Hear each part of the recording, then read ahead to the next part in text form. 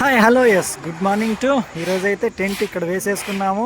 ఈ కూల్ అక్కడైతే నెమళ్ళు చెట్లు పైన ఉన్నాయి చూడండి. అరుపులు అయితే అరచడం లేదు. ఈ నేచర్ మధ్యన ఈ ఆశ్రమంలో అయితే మనం టెంట్ అయితే అక్కడ అదిగో అక్కడ ఆ రూమ్ వరండాలో అయితే వేసుకున్నాము. మాస్టర్ సెటప్ కూడా పూర్తి అయిపోయింది. ఇక వెళ్ళిపోదాం నేచర్ మధ్యన. మనం ఈ నేషనల్ హైవేలో నుంచి అటువైపుగా వెళ్ళాలి. మళ్ళీ అది చిన్న రోడ్డో ఎలాంటి రోడ్డో తెలీదు. మ్యాప్లో అయితే హైవేగానే చూపిస్తుంది. మరి చూద్దాం ఆ హైవే ఎట్లా ఉంటుందో. రోడ్డు చూసుకుంటే NH68 పఠాన్ అనే ఊరికైతే వెళ్తున్నాము. రాణి గారిని కలిసేందుకు, షారుఖ్ ఖాన్ గారి సినిమా వైపుగా. హాయ్ వచ్చేసాం. ఇలా ఎక్కడ నీళ్లు మోటార్ ఉన్నా కానీ కాలువలు ఉన్నా కానీ పోయింది ఈ వీడియో. అలా చెప్పాలనుకున్నది చెప్పలేకపోతున్నాను కొన్నిసార్లు. మనమైతే ఇప్పుడు ఆ రాణి గారిని కలిసే రూట్ వైపుకి అయితే వచ్చేసాం. NH68 ఏమో ఇది. మొన్నటి రోడ్ల కాడికి బెటర్గానే ఉంది. ఎందుకంటే పొలాలు ఉన్నాయి, మనుషులు ఉన్నారు, కాస్త ఇండ్లుగా ఉన్నాయి. అలా మరీ ఒంటరిగానే లేకుండా యాజ్ ఇట్ ఈజ్ ఆ కంప చెట్లు అయితే ఉన్నాయి, సర్కారు చెట్లు అనేవి. కానీ మనుషులుగా, వెహికల్స్గా, ఊర్లుగా కనిపిస్తూ మొదలైంది మన రైడు. అలా వెళ్ళిపోతూ ఉన్నాం. సూర్య వద్దామా వద్దా అని ఆలోచిస్తూ ఉన్నాడు. వచ్చాయి సూర్య. ఇట్లో వెళ్తూ ఇక్కడైతే ఒక ప్రదేశంగా కనిపించింది. ప్రదేశం దగ్గరికి వచ్చాము. ఒక కొలనులో తామర పూలే కదా ఇవి.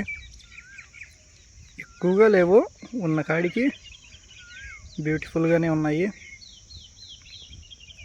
చాలా బ్యూటిఫుల్గానే ఇక్కడ దగ్గర ఉన్నటివన్నీ కోసుకొని వెళ్ళిపోయినట్టున్నారు. ఇక అక్కడ అయితే ఉన్నాయి. ఇప్పుడు మనం ఒక రివర్ పైన ఉన్నాం. రివర్ మొత్తం ఎంత కలకల్లాడుతుందో చూడండి. మొత్తం ఇసుగు భాగంతో ఎట్ట కలకల్లాడుతూ ఉంది. బనాస్ రివర్ అని ఇది. వర్ష నీటి చుక్క ఒక్కటి లేదు. ఎక్కడో పైపులు పెట్టి వీళ్ళు మోటార్లతో ఉండే నీళ్ళను కూడా బయటికి రప్పిస్తూ ఉన్నారు.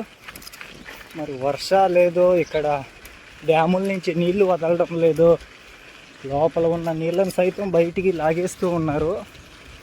వర్ష వచ్చేసి జలకలలాడుతూ ఉంటే ఎంత బ్యూటిఫుల్గా ఉంటుంది అసలుకి. నీటి సమస్యలు ఉన్నాయి చాలా ప్రదేశాల్లో ఎక్కువగా, కానీ దొరికే ప్రదేశాల్లో మాత్రం వృధా చేస్తూనే ఉన్నారు. అలా నీటిని కాపాడదాం, మన కోసమే, మన ముందు తరాల కోసం కాదు. రాబోయే ఒక 10 సంవత్సరాల్లో మన కోసమే మనం కాపాడుకోవాలి నీళ్లను. ఆ తర్వాత ఇప్పుడే దొరక్క చాలా ప్రదేశాలలో నీళ్ళ కోసం ఇంకా కిలోమీటర్లు వెళ్ళి తెచ్చుకుంటూ ఉన్నారు. అలాంటి మన ఊర్లో దొరికే నీళ్ళను మాత్రం మనము ఎక్కువగా దొరుకుతున్నాయని వాడే నీళ్ళను కూడా వృధా చేస్తూ ఉన్నాం. వీళ్ళు తాగేదానికే ఎక్కడి నుంచో తెచ్చుకుంటూ ఉన్నారు.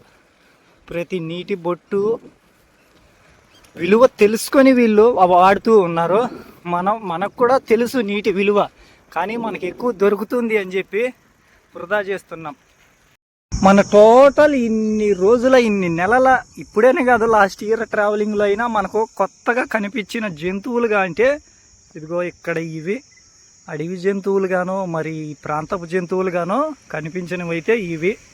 మనకు ఆవులు, కోతులు ఇవి కాకుండా ఇలా కొత్తగా కనిపించినవి చూడండి.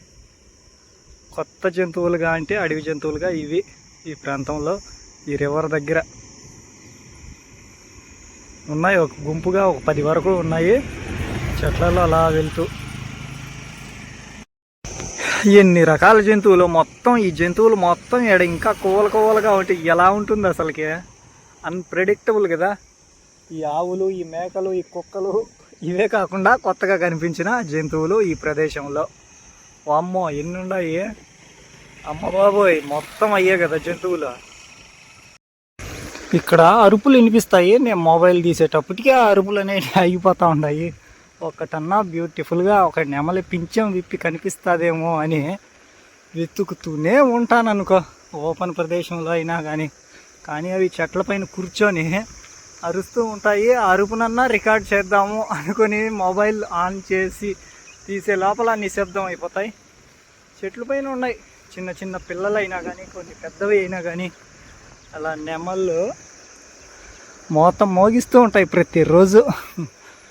ఇంతటి చిన్న చిన్న ఊర్ల మధ్యన పెట్రోల్ పంప్ అయితే కనిపించింది. ఈజరే అనుకుంటాను, ఈజరే. మనమైతే ఎప్పుడూ స్టే చేయలేదు. నయారాలో అయితే ఫర్ ద ఫస్ట్ టైం బాలాసర్లో అయితే స్టే చేసాము. ఇక మిగిలినవి జియో, ఈజర్, ఇవే. చూద్దాం మరి కుదురుతుందో కుదరదో ఎప్పుడైనా ఎక్కడైనా. అయితే ఓ బోర్డు కనిపించింది. చాలా ఊర్లే ఉన్నాయి. మనం వెళ్ళాల్సిన ఈ పటాన్ అనే ఊరు కూడా ఇక్కడి నుంచి ఏదో డైవర్షన్గా చూపిస్తూ ఉంది. చూద్దాం మరి ఆ డైవర్షన్ రోడ్డు ఎలా ఉంటుందో. ఇక ఇలా చాలా ప్రదేశాలలో ఇలా సోలార్ ప్లేట్స్ అనేవి కొన్ని ఎకరాలలో బిగిచ్చేసి ఉన్నారు. మొత్తం సోలార్ ప్లేట్సే. అటువైపు నుంచి ఎక్కువ ప్రదేశాలలో చూశాను ఈ గుజరాత్లో అనేటివి. సోలార్ నుంచి కరెంటు ఉత్పత్తి. ప్రతి ఇంటికి సోలార్ ఉంటేనే బెటరు. రాబోయే రోజుల్లో మొత్తం ఇవే వచ్చేస్తాయి సోలార్ సిస్టమ్. వచ్చాము ఇప్పుడు సినాద్ నుంచి ఈ రోడా అనే ఈ ఊరికి అయితే వచ్చాము. మెయిన్ జంక్షన్ ఇట్లాంటిది, 4 రోడ్ల జంక్షను. ఇక్కడికి వస్తూనే అన్న వాళ్ళు కనిపించారు. టీ తాగుతురా అని చెప్పారు. టీ ఇప్పిస్తున్నారు అన్న వాళ్ళు. చాలా థ్యాంక్ యూ. ఇక ఇక్కడి నుంచి పటాన్ ఈ స్ట్రైట్ రూట్గా వెళ్ళాలి. ఇక్కడైతే 4 రోడ్స్ జంక్షన్ ఇది. రోడా అనే ఊరుగా మనం పటాన్కి వెళ్తున్నాం. పటాన్ అయితే మరి కొద్ది దూరంలోనే ఉంది. మనం అయితే పటాన్కి చేరుకొని అక్కడి నుంచి మన పయనం కొనసాగిద్దాం.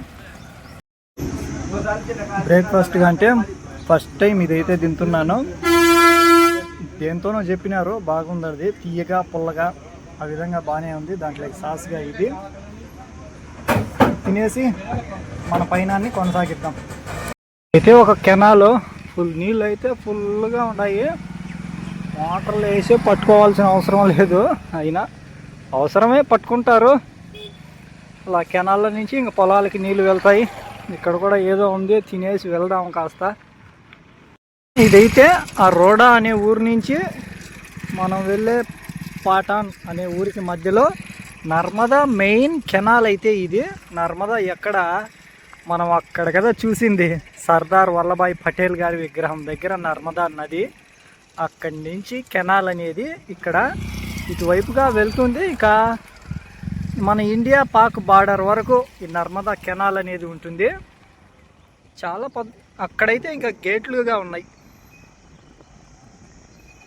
ఈ కెనాల్కి గేట్లుగా అడ్డుకట్టగా ఇలా బ్యూటిఫుల్ కెనాల్ పక్కన ఇక్కడైతే మనం ఇంకోసారి కూడా బ్రేక్ఫాస్ట్ చేద్దామని ఆగాను. ఒక అన్న అయితే బ్రేక్ఫాస్ట్ అదే నాష్టాగా డబ్బులు కట్టేసి వెళ్ళిపోయాడంట అన్న. ఆ అన్న హోటల్ అన్న ఉండి చెప్పారు, ఇలా ఒక అన్న డబ్బులకు ఇచ్చేసి వెళ్ళిపోయినాడు మీరు తినేదానికి అంటూ. ఆ అన్నకు నిజంగా థ్యాంక్ యూ. ఎవరో తెలియని అన్న నాకు సాయం చేసినందుకు నిజంగా చాలా థ్యాంక్ యూ.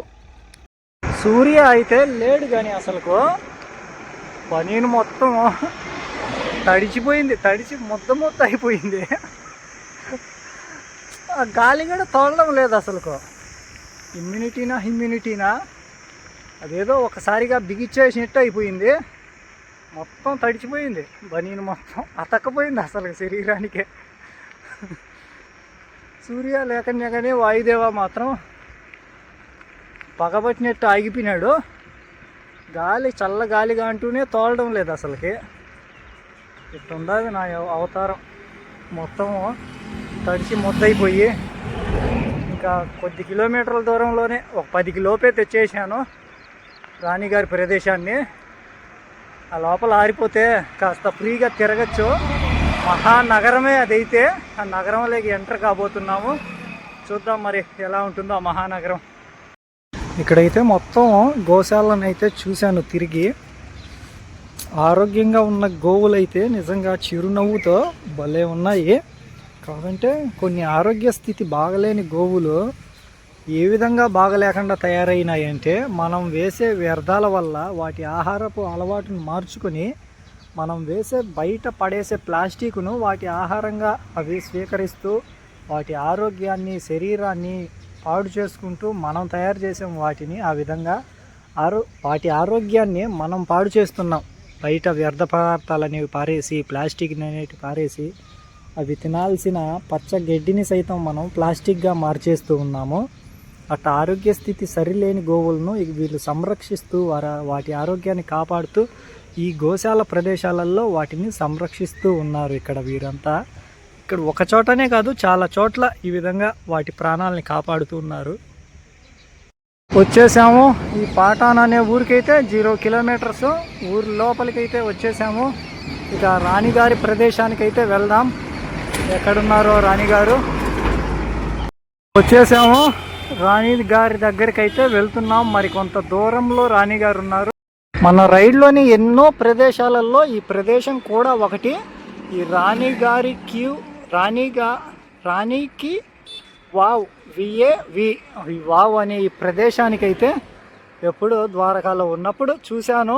నెక్స్ట్ ప్రదేశాలు ఏంటా అని కచ్ తర్వాత వెళ్ళాల్సిన ప్రదేశంగా ఈ ప్రదేశం అనుకున్నాను. ఇప్పుడైతే ఈ ప్రదేశంకి 1 కిలోమీటర్ దూరంలోనే ఉన్నాను. చాలా సంతోషంగా ఉంది. వర్ష అయితే మనల్ని పలకరించకుండా ఉంటే మన జర్నీ అనేది ఈ రోజుటికి హ్యాపీగా వెళ్ళిపోతూ ఉంటుంది. వెళ్తూ ఉన్నాము. వీళ్ళేమో దూసుకొని వస్తూ ఉంటారు. మనమైతే జాగ్రత్తగానే వెళ్ళాలి వీళ్ళ ప్రదేశాలలో. ప్రదేశానికి మరింత చేరువుగా ఒక సిటీలో ఒక ప్రదేశానికి వెళ్ళే రూట్ ఎంత పీస్ఫుల్గా ఉంటుంది. ఇట్లా మాదిరిగా పీస్ఫుల్గానే ఉంటాయి కదా. బిల్డింగ్లు ఉన్నా కానీ పీస్ఫుల్ రూట్లో వెళ్తేనే కిక్కే వేరన్నట్టు.